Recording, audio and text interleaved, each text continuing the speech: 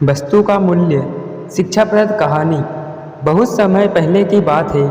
एक गांव में एक बूढ़ा व्यक्ति रहता था। उसके दो बेटे थे। बूढ़ा वस्तुओं के उपयोग के मामले में कंजूस था और उन्हें बचा बचा कर उपयोग किया करता था। उसके पास एक पुराना चांदी का पात्र था। वह उसकी सबसे मूल्यवान वस्तु थी। उसने उसे संभाल कर संदूक में बंद कर रखता था। उसने सोच रखा था कि सही अवसर आने पर ही उसका उपयोग करेगा। एक दिन उसके यहाँ एक संत आए। जब उन्हें भोजन परोसा जाने लगा तो एक क्षण को बूढ़े व्यक्ति के मन में विचार आया कि क्यों न संत को चांदी के पात्र में भोजन परोसूं।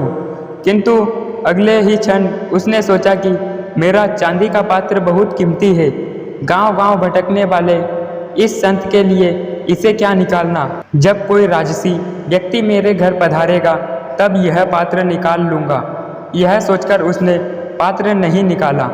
कुछ दिनों बाद उसके घर राजा का मंत्री भोजन करने आया। उस समय भी बूढ़े व्यक्ति ने सोचा कि चांदी का पात्र निकाल लूँ, किंतु फिर उसे लगा कि ये तो राजा का मंत्री है। जब राजा स्वयं मेरे घर भोजन करने पधारेंगे तब अपना कीमती पात्र निकाल लूँगा। कुछ दिनों के बाद स्वयं राजा उसके घर भोजन के लिए पधारे। राजा उसी समय पड़ोसी राज्य से युद्ध हार गए थे और उनके राज्य के कुछ हिस्से पर पड़ोसी राजा ने कब्जा कर लिया था।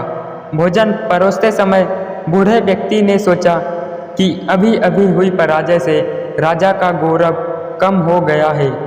मेरे पात्र में किसी गौरवशाली व्यक्ति को ही भोजन करना चाहिए। इसीलिए उसने चांदी का पात्र नहीं निकाला। इस तरह उसका पात्र बिना उपयोग के पड़ा रहा। एक दिन बूढ़े व्यक्ति की मृत्यु हो गई। उसकी मृत्यु के बाद उसके बेटे ने उसका संदूक खोला।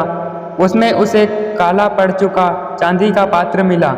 उसने वह पात्र अपनी पत्नी को दिखाया और पूछा, इसका क्या करें।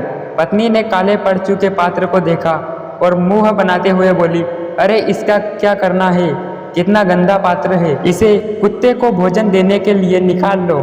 उस दिन के बाद से घर का पालतू कुत्ता उस चांदी के पात्र में भोजन करने लगा, जिस पात्र को बूढ़े व्यक्ति ने जीवन भर किसी विशेष व्यक्ति के लिए संभाल कर रखा।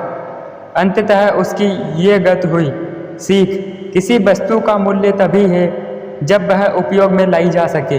बिना उपयोग के बेकार पड़ी कीमती वस्तुओं का भी कोई मूल्य नहीं।